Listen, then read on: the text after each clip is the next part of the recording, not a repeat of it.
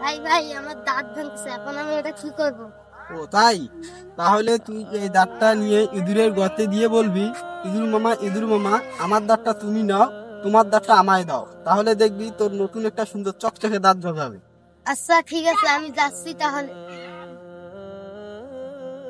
তোমার দাঁতটা আমায় দাও, আমার দাঁতটা তুমি নাও। কি ব্যাপার শাহ আলম, তুমি এখানে কি করতেছিলে? শুধু দাঁত লাগতেছে। দা দোকানে ফেলতেছো, কি বলতেছিলে এগুলো?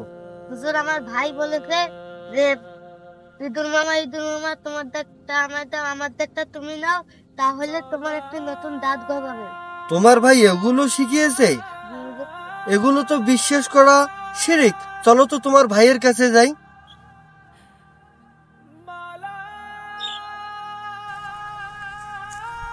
কি ব্যাপার নীলু, তুমি তোমার ভাইকে এগুলো কি শিখিয়েছো?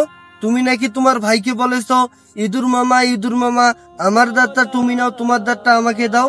এগুলো নাকি তুমি তাকে শিখিয়েছো? জি হুজুর। এটা কেমন কথা? তুমি তো একজন বুঝবান ব্যক্তি, তুমি তো বড়, ওর বড়, তুমি একে এগুলো শিখেছো? তুমি কি জানো না এগুলো বিশ্বাস করা শিরিক? আমাদের এই দাঁতগুলো কে দিয়েছে? আল্লাহ তাআলা দিয়েছেন। আমাদের এই সুন্দর চেহারাটা কে তৈরি করেছে? আল্লাহ তাআলা তৈরি করেছেন। আল্লাহ তাআলা তৈরি করেছে। তাহলে আল্লাহ তাআলা এগুলো দিতে পারবে, অন্য কেউ দিতে পারবে না। তুমি কিভাবে বলতেছো যে ইঁদুর তোমাকে দাঁত দিবে? ইঁদুরকে কে জীবন দিয়েছে? আল্লাহ তাআলা জীবন দিয়েছে। তাহলে কিভাবে তুমি ওটা বলতে পারো? তাই এগুলো শিরিক থেকে বিরত থাকো।